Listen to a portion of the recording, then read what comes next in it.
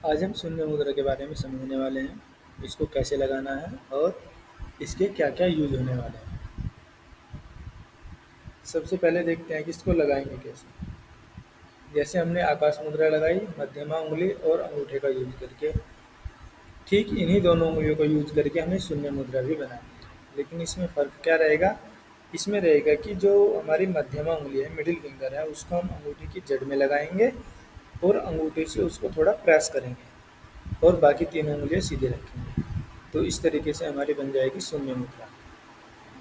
अब शून्य मुद्रा से क्या होने वाला है? जनरली तो लोगों में आकाश तत्व कम ही रहता है, लेकिन फिर भी कुछ कुछ लोगों में बढ़ भी जाता है। तो जिन लोगों में आकाश तत्व थोड़ा बढ़ा हुआ है, उसको संतुलित करने के लिए हम शून्य मुद्रा लगाएंगे और इससे आकाश तत्व कम होकर बैलेंस हो जाएगा। इसके यूज क्या होने वाले हैं? सबसे मेन यूज जैसे आकाश मुद्रा का था कान के लिए, ऐसे ही शून्य मुद्रा का भी कान के लिए ही है। किसी के कान से आवाज़ आती हो, जैसे साई साई की आवाज़ हो गई या किसी और प्रकार की आवाज़ हो गई, किसी के कान में दर्द हो, तो उस केस में भी हमें शून्य मुद्रा लगानी चाहिए। शून्य मुद्रा से लाभ होगा।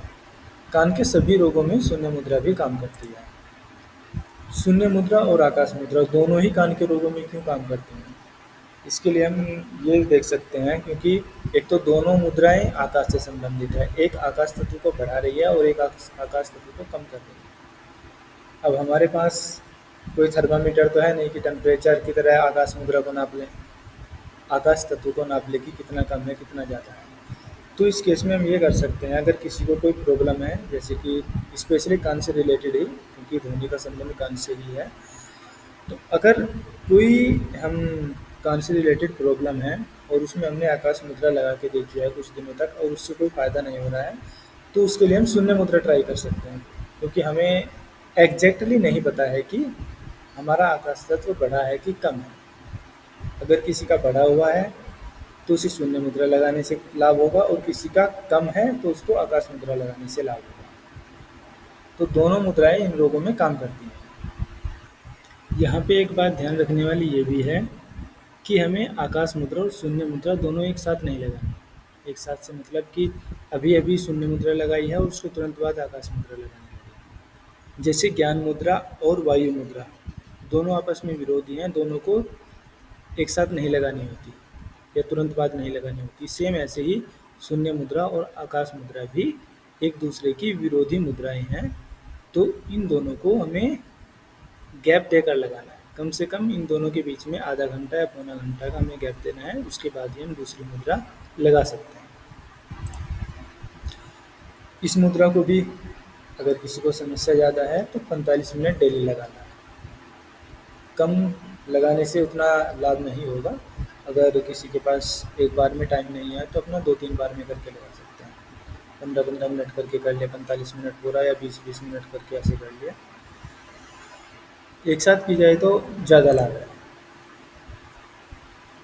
गले के रोग, जैसे कि किसी को थायराइड की प्रॉब्लम है तो उसमें भी ये फ़ायदा करेगी।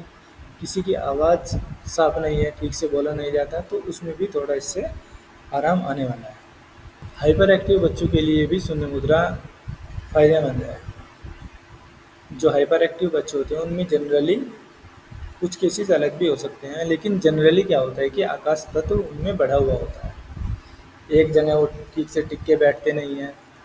तो ऐसे बच्चों में आकाश तत्व बढ़ा होता है और उसको कम करने के लिए हम शून्य मुद्रा लगवा सकते हैं। साथ साथ हमें उनके लिए पृथ्वी मुद्रा भी लगानी चाहिए।